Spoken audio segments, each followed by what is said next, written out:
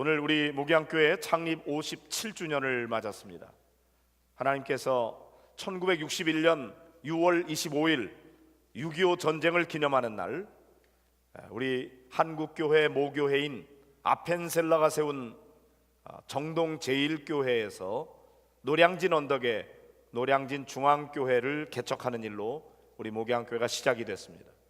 19년 동안 노량진에 있다가 대치동으로 옮겨가서 거기서 17년을 있다가 하나님께서 다시 이곳 수지로 옮겨온 지 21년이 되었습니다. 도합 57년입니다. 배상길 목사님이 부임하실 때 7대 담임 목사였습니다. 근데 그분이 23년 동안 목회를 하셨고, 그 이후에 유관지 목사님이 10년, 그리고 제가 와서 11년, 그래서 배 목사님과 유 목사님 제가 44년, 나머지 13년은 그 이전에 있었던 6분의 목회자들이 약 평균 2년 정도 목회를 하셨습니다. 우리 목양교회 역사는 하나님의 은혜의 역사인 줄로 믿습니다. 하나님께서 놀라운 은혜를 베푸셔서 한국교회 모범적인 교회로 성장하게 하셨고, 또 특별히 오늘의 교회가 이르기까지 우리 성도들이 얼마나 눈물과 기도로 헌신하고 봉사하고 충성했는지 성도 여러분들의 그 귀한 헌신에 진심으로 감사를 드립니다. 오늘 창립 기념주일을 맞으면서 교회의 사명이 무엇인가 하는 것을 새롭게 생각하면서 은혜를 나누고자 합니다. 그 사명을 잘 감당해서 과거를 자랑하는 교회가 아니라 미래가 더 빛나는 교회, 하나님을 기쁘게 하는 교회 만들어가게 되기를 간절히 소원합니다. 오늘 초대 예루살렘 교회의 모습을 살펴보려고 합니다. 왜냐하면 이 교회의 모습 속에 교회의 참모습이 깃들어져 있기 때문입니다. 초대교회는 예수님의 십자가와 부활 그리고 승천을 경험하게 되었고, 특별히 성령 강림을 체험하는 놀라운 역사들이 있게 되었습니다. 성령의 강림은 이 초대교회 성도들로 하여금 이제까지 그들이 알고 있었던 지식이 피상적이었다면, 이제 예수님의 부활과 승천을 경험하고 성령의 강림을 통해서 그들은 하나님의 말씀이 살아있는 말씀이요, 또 예수 그리스도가 이 땅에 오신 십자가 지신 그 목적이 무엇인지 참된 의미를 발견하게 되었고, 그들에게 주신 사명을 발견하게 됐어요. 그래서 나아가서 그들이 담대하게 예수님을 전하게 됩니다. 예수님이야말로 살아계신 하나님의 아들이시다, 그를 믿는 자에게 구원이 임한다고 하는 사실을 전하게 되었죠. 자신들만 알고 있는 것이 아니라 세상 사람들에게 이 복음을 전하는 것이 교회에 주신 사명이라고 알았기 때문에 그들은 담대하게 부활을 전하는 증인이 되었던 것입니다. 자, 오늘 본문의 말씀 43절을 보실까요? 사도들이 큰 권능으로 주 예수의 부활을 증언하니 무리가 큰 은혜를 받아, 그렇게 돼 있어요. 자, 이 초대교회 성도들의 전한 메시지는 분명했습니다. 너희들이 죽인 예수, 십자가에 달려 죽은 예수, 하나님이 살리셨다, 그리고 우리가 이 일의 증인이다, 이렇게 증언하게 된 것이죠. 교회는 무엇인가?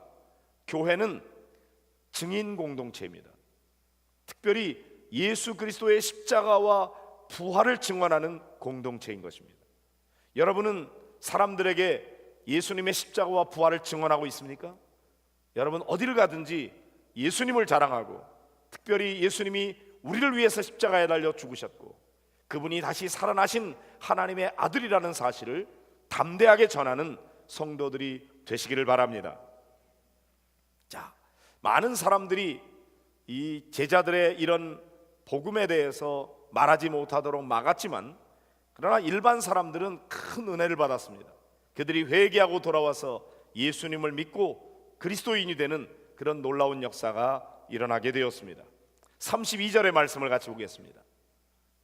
시작. 믿는 무리가 한 마음과 한 뜻이 되어 모든 물건을 서로 통용하고 자기 재물을 조금이라도 자기 것이라고 하는 이가 하나도 없더라 그랬습니다. 자, 여기 놀라운 일이 일어나죠. 초대교회 성도들이 무엇보다도 한 마음과 한 뜻이 되었다고 말하고 있습니다. 한 뜻이라고 하는 말 앞에 보면은 작은 글자로 사라고 써 있고요, 밑에 사자를 보면은 영혼이라고 돼 있어요. 그러니까 초대교회 성도들은 한 마음과 한 뜻, 한 영혼이 되었다는 거죠. 교회가 교회로서의 제 역할을 잘 감당하기 위해서 가장 우선적으로 먼저 전제되어야 되는 게 있는데, 그거는 하나가 되는 것입니다. 교회를 분열시키는 것은 사단의 역사고, 성령님은 하나 되게 하시는 것입니다. 한 마음이 되고 한 뜻이 되고 한 영혼이 되었어요. 한 가족과 같이 되었습니다. 그러니까 이제 그들의 삶에 일어난 변화가 무엇입니까? 서로 물건을 통용하는데 자기 재물을 조금이라도 자기 것이라고 하는 사람이 하나도 없었다 그랬어요. 모든 사람이 다 공동으로 소유하고 공동으로 분배하는 일이 일어나게 된 것이죠. 성도 여러분, 이들은 영적인 하나의 가족이 되었어요. 가족이 뭡니까? 가족은 함께 음식을 나누는 사람들이고 식구들이죠. 그 다음에 재산을 함께 공유하는 사람들이에요. 아빠가 벌었든 엄마가 벌었든 자식이 벌었든 그거를 자기 몫을 챙겨놓는 것이 아니라 모두가 다 공동으로 관리하고 공동으로 쓰는 게 가족인 것입니다. 이 사람들은 하늘 가족, 영적인 가족이 됐어요. 그래서 그들은 실제로 피를 나눈 가족은 아니지만 예수 그리스도의 살과 피를 함께 나눈 영적인 가족이 됐단 말이죠. 그래서 각자 자기의 것을 내어놓고 모두가 공동으로 쓰게 되었다 이거죠. 자, 34절 35절을 보실까요? 시작. 그 중에 가난한 사람이 없으니 이는 밭과 집 있는 자는 팔아 그 판 것의 값을 가져다가 사도들 발 앞에 두매 그들이 각 사람의 필요를 따라 나누어 줌이라 그랬습니다. 은혜를 받고 나니까 밭과 집이 있는 사람들, 부자들이죠.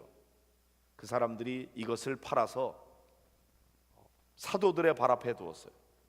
그래서 많이 가지고 온 사람이 많이 가져다 쓰는 게 아니라 많이 가지고 온 사람도 적게 가지고 온 사람도 각자 필요한 사람들이 갖다 쓰는 그런 놀라운 공동생활이 시작이 되었던 것입니다. 특별히 더 많이 가진 부자도 없었고 가난한 사람도 없었어요. 모두가 다 부유했어요. 왜냐하면 부족함이 없으니까, 필요한 거 다 갖다 쓸 수 있으니까요. 어떻게 이런 일이 가능하게 되었을까요? 우선은 그들이 은혜를 받았기 때문입니다. 우리는 본래 예수 그리스도의 십자가의 은혜 없이는 그 죄로 말미암아 마땅히 멸망을 받고 지옥에 던져질 수밖에 없는 존재였는데, 예수님의 십자가의 은혜로 말미암아 우리가 구원을 얻고 하나님의 자녀가 되었다. 우리는 이제 천국 백성이 되었다. 죽어도 천국 간다. 이 놀라운 구원에 대한 감격이 그들로 하여금 물질에 대한 욕심을 내어버리게 된 것이죠. 그래서 각자 자신의 소유를 다 나누게 되었습니다. 뿐만 아니라 부유한 사람들, 특별히 초대교회 위대한 지도자들이 재산을 내어놓는 일에 앞장섰다고 하는 것입니다. 밭과 집을 팔았다고 하는 오늘 본문의 말씀 바로 뒤에 보면은 37절에 초대교회 존경받는 지도자였던 바나바가 밭을 팔아서 사도들 앞에 두었다는 말씀이 나오고 있습니다. 지도자들이 앞장서고 특별히 돈 많은 부자들이 앞장서서 자기의 재산을 팔아 하나님 앞에 바쳤으니 많은 사람들이 공감하며 감동하면서 함께 재산을 내놓게 된 것이죠. 중요한 것은 이 모든 것이 자발적으로 이루어졌다는 사실입니다. 어느 누가 강요해서 된 일이 아니었어요. 만약에 강요했다면 부작용이 생겼겠죠. 그러나 모두가 다 자원해서 은혜 받고 스스로 재물을 내어놓았던 것이죠. 특별히 이것이 가능하게 됐던 또 다른 이유 중에 하나는 임박한 종말을 믿었기 때문이 아닐까 생각합니다. 승천하신 주님이 곧 다시 오실 줄 알았거든요. 며칠 있다가 오실 줄 알았어요.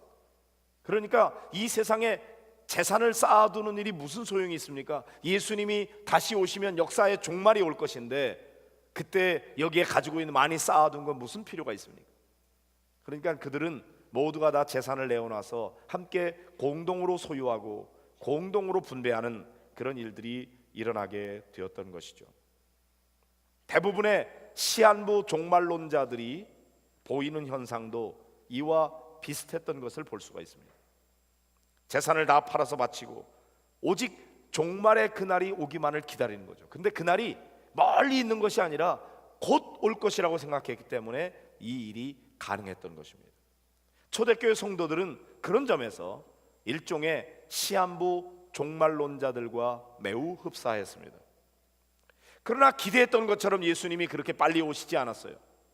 시간이 흘러가면서 예수님에 대한 기억도 점점 희미해지고 예수님이 언제 올지 알지 모르게 되니까 이제는 그들이 예수님에 대한 여러 사건에 대한 기록을 남겨야 되겠다는 생각을 갖게 되고, 그래서 그제서야 비로소 복음서를 기록하는 일이 일어나게 되었던 거고, 이 초대교회 공동생활도 이제 변화를 경험하지 않을 수가 없게 되었던 것이죠.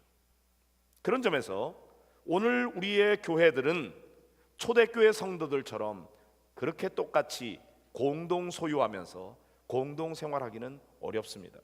그러나 그들이 보여주었던 그 정신, 그것을 우리가 바르게 이해해야 되고, 그리고 그 마음을 간직하고 할 수 있는 대로 가능한 만큼 우리가 현재 삶 속에서 적용하고 실천해야 되는 것입니다.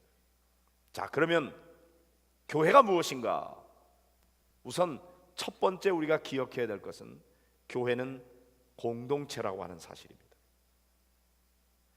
부름받은 성도들의 모임이 교회라고 할 때 교회는 개인이 아니에요. 구원받은 성도 한 사람이 아니라 성도들의 모임인 것입니다. 공동체인 것이죠. 우치무라 간조는 일본 신학자죠. 무교회주의를 주장했어요. 하나님만 잘 믿으면 된다 이거죠. 그러나 그렇지 않습니다. 예수 그리스도에 대한 이 믿음은 교회라고 하는 공동체를 통해서 오늘날 우리에게까지 연결되어 왔어요. 교회가 없었다면 믿음은 우리에게 전달되지 않았어요. 교회가 얼마나 중요한지, 특별히 교회가 공동체라는 사실이 매우 중요한 사실입니다. 신앙에 두 가지 초점이 있어요. 첫째는 하나님과의 관계이고 둘째는 이웃과의 관계예요. 하나님과 우리와의 관계가 제일 우선되는 관계죠. 하나님과 우리의 관계는 어떤 관계예요? 하나님은 창조주, 우리는 피조물. 근데 그 하나님이 우리의 아버지이시고 우리가 그의 자녀가 되는 거죠. 이 관계 속에 사랑이 있는 거예요. 그런데 이 사랑의 관계가 깨져버렸어요. 무엇 때문에? 하나님께 대한 신뢰가 깨지고 불순종함으로 말미암아 죄가 들어왔기 때문이죠. 그런데 하나님께서는 이 관계를 회복하기 위해서 독생자 예수 그리스도를 이 땅에 보내시고 그가 십자가에 달려 우리의 모든 죄를 대신 짊어지시고 십자가에 달려 죽게 하십니다. 그를 믿는 자마다 누구든지 죄의 문제를 해결하고 하나님과의 끊어졌던 관계를 다시 회복시키시는 거죠. 이것이 예수 그리스도께서 이루신 가장 위대한 일이었습니다. 이제 하나님과 우리 사이에 높이 쌓여 있는 장벽들이 무너져 내리고 화해의 놀라운 역사가 일어나게 된 것입니다. 목적은 어디에 있습니까? 하나님과 우리와 회복된 관계가 이제는 이웃과의 관계 속에 사랑을 실천하라고 하는 것입니다. 그래서 예수님이 우리에게 주신 계명 중에 제일 첫 번째는 하나님을 사랑하라는 거예요. 마음을 다하고 뜻을 다하고 성품을 다하고 목숨을 다해서 주 너의 하나님을 사랑하라. 이것이 크고 첫째 되는 계명이다. 둘째도 마찬가지입니다. 내 이웃을 내 몸과 같이 사랑해라 하는 거죠. 하나님을 사랑하는 마음으로 이웃을 사랑하라고 말씀하십니다. 왜요? 그래야 우리가 행복하도록 하나님이 설계하셨기 때문에. 하나님이 인간을 만드실 때 하나님의 디자인은 하나님을 사랑하고 이웃을 사랑하는 관계 속에 행복하도록 만들었어요. 그런데 이 관계가 깨지는 것은 죄이고 죄의 문제를 해결하면 사랑하게 돼 있어요. 우선은 하나님을 사랑하고 그 다음엔 이웃을 내 몸처럼 사랑해요. 그때 우리가 행복해지는 거죠. 교회도 마찬가지입니다. 교회는 하나님을 사랑하는 공동체뿐만 아니라 성도와 성도 사이에 사랑의 관계를 이루어가는 것이 교회인 것입니다. 어떤 사람이 그렇게 말했어요. 혼자 할 수 없는 것이 두 가지가 있다. 하나는 결혼하는 것, 혼자 못하죠. 또 하나 두 번째 그리스도인이 되는 것, 그것은 혼자 못한다. 공동체를 강조하는 얘기입니다. 사랑하는 성도 여러분, 하나님과 나와의 관계만 가지고 신앙생활 안 됩니다. 성도와 성도와의 관계가 너무나 중요한 거예요. 어떤 분이 그런 질문을 했어요. 목사님, 저는 열심히 교회에 나와서 예배도 드리고 성경 말씀도 읽고 연구하고 기도도 하는데 왜 내 믿음이 더 자라지 않죠? 아마도 그에게 있어서 원인은 성도들과의 관계를 점검할 필요가 있어요. 신앙생활은 하나님과 나 사이에 둘 사이의 관계만 공고히 한다고 믿음이 자라는 게 아니에요. 그건 한 날개에 불과해요. 또 한 날개가 필요합니다. 그것은 성도와 성도 사이에 사랑과 섬김과 나눔의 삶이 필요한 거예요. 그래야 양날개로 날아오를 수가 있는 것입니다. 혹시나 여러분의 믿음이 열심히 기도하고 예배하고 찬송하고 성경 보고 그러는데도 불구하고 더 자라지 않습니까? 원인이 어디에 있는가? 성도들과의 관계가 제대로 되어 있는지 점검해 보세요. 나는 누구를 섬기고 있는가? 성도 여러분, 우리의 믿음은 균형을 이루어야 됩니다. 조화를 이루어야 돼요. 우리 감리교회 신앙의 가장 중요한 특징이 그겁니다. 하나님을 사랑하는 것과 이웃을 사랑하는 것이 조화를 이루어야 돼요. 우리의 믿음과 행위가 조화를 이루어야 돼요. 믿음은 행위와 함께 일하는 거예요. 믿음 따로 행위 따로가 아니에요. 하나님을 믿는 믿음이 있으면 그 믿음 가지고 이웃을 사랑하는 실천이 있을 때 우리의 믿음이 더 자라나게 되는 거예요. 개인과 사회의 조화가 이루어져야 돼요. 교회 안에서만 신앙생활하면 안 돼요. 우리 성도들은 세상 속에 나아가서 믿지 않는 사람들도 만나야 돼요. 왜? 그들과 어울리기 위해서가 아니라 그들을 섬기고 사랑해서 그들에게 복음을 전함으로 말미암아 그 영혼을 구원하기 위해서인 것입니다. 여러분은 그 일을 하고 계십니까? 아마 많은 분들이 내가 하나님 앞에 은혜 받고 성령 충만해서 그래서 행복하게 살아가는 삶을 그것으로 된다고 생각하고 있어요. 그러나 여러분, 우리의 신앙은 그건 한 날개밖에 안 된다는 걸 알아야 돼요. 또 한 날개는 믿지 않는 사람들에게 나아가서 그들에게 그리스도가 누구인지를 전할 뿐만 아니라 빈말로 안 돼요. 사랑으로 섬기고 베풀고 나눔을 통해서 그들을 섬길 때 그 영혼이 구원받는 역사를 통해서 우리는 진정한 영적인 만족을 누릴 수가 있고 행복해질 수 있는 거예요. 이것을 경험하지 못한 사람은 신앙생활의 진정한 기쁨을 맛보지 못하는 것입니다. 아이가 출산을 할 때 엄마는 너무너무 고통스럽죠. 10달 동안 아이를 임신하고 입덧하면서 출산할 때 죽을 고생하면서 낳습니다. 그런데 아이를 낳고 나면 그 아이가 얼마나 이쁜지, 그 생명이 얼마나 귀한지 그 고통을 감수하면서 둘째도 낳고 셋째도 낳는 거예요. 영혼 구원도 마찬가지예요. 한 영혼 구원하기 위해서 우리가 치러야 되는 대가는 대단히 큽니다.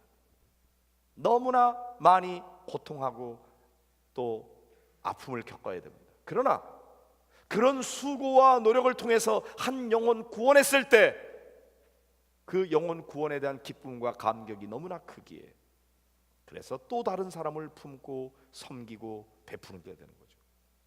그때 우리가 행복해지는 거예요. 그러나 성도들이 영혼 구원하는 일에 관심이 없어요. 믿지 않는 사람들 섬기지 않아요. 그러면 진정한 기쁨을 맛보지 못하는 것입니다. 교회는 하나님과 우리 사이의 관계만 아니라 이웃과의 관계가 중요하고 믿는 성도들과의 관계만 아니라 믿지 않는 사람들까지의 관계도 중요한 거예요. 그래서 교회와 사회가 서로 균형을 이루어야 되는 거고 현세와 내세의 균형을 이루어야 돼요. 이 세상이 전부가 아니에요. 죽음 이후에 영원한 세계가 있는 거예요. 그러나 영원한 세계만 바라보고 있으면 안 돼요. 지금 현재 내가 이 땅에 살고 있다는 사실을 분명히 알아야 돼요. 이 둘의 조화와 균형을 이루는 것이 중요한 것입니다. 그래서 우리 목양교회 성도들은 반드시 목장 생활을 해야 돼요. 주일날 교회에 와서 예배드리는 것만 가지고 부족해요. 그거는 한 날개뿐이에요. 목장에서 일주일 동안의 삶 속에서 하나님이 어떻게 역사하셨는지 간증을 함께 나누고, 기도 제목이 어떻게 응답되었는지 그것들을 함께 나누고, 내 옆에 누군가 눈물 흘리고 있는 사람이 있으면 그 사람을 내가 섬기고 그 사람을 위해서 중보기도하고, 그래서 한 영혼이 살아나고, 내가 가슴 아프고 괴로울 때 털어놓을 수 있는 그런 공동체가 있어야 되는 거예요. 그 목장인 것입니다. 그래서 대그룹의 예배와 소그룹의 목장이 두 날개예요. 두 날개로 날아오라야 높이 비상할 수 있습니다. 그러나 어떤 분들은 한 날개만 가지고 신앙생활합니다. 때때로 은혜가 있어요. 그러나 너무나 힘들어요. 진정한 기쁨을 맛보지 못하는 것입니다. 사랑하는 성도 여러분, 우리는 교회 안에만 머물러 있으면 안 돼요. 세상 속으로 나아가야 돼요. 직장에서, 사업장 속에서, 이웃과의 관계 속에서, 길거리에서 많은 믿지 않는 사람들에게 예수 복음을 전할 뿐만 아니라 예수 사랑을 실천해야 돼요. 그럴 때 우리가 행복해질 뿐만 아니라 하나님께서 우리를 통해서 다른 영혼을 구원하게 하시는 일을 통해 교회의 사명을 감당하게 되는 것입니다. 교회는 교회를 위해서 존재하는 게 아니에요. 교회는 세상의 구원을 위해서 존재하는 거예요. 우리 목양교회는 이곳에 있습니다. 수지에 있어요. 왜? 수지에 있는 많은 영혼들을 섬기라고 이곳에 있는 거예요. 이 도시와 이 나라와 민족을 위해서 섬기는 교회가 되어야 되는 것입니다. 성도 여러분, 여러분들이 하나님과의 좋은 관계를 맺을 뿐만 아니라 이 초대교회 성도들처럼 성도의 공동생활을 통해서 사랑의 공동체를 이루어서, 그래서 정말 아름다운 교회의 역사를 이루어놨던 것처럼 우리 모든 성도들이 하나님을 더욱 사랑하고 주님이 베풀어 주신 은혜와 사랑에 감격하면서 믿지 않는 영혼에 대한 사랑의 마음으로 그들에게 다가가서 여러분이 사랑을 베풀고 복음을 전해서 한 영혼 한 영혼 구원하는 일을 통하여 교회의 존재 목적을 이루어드리는 우리 목양교회 성도들이 다 되시기를 주님의 이름으로 축복합니다.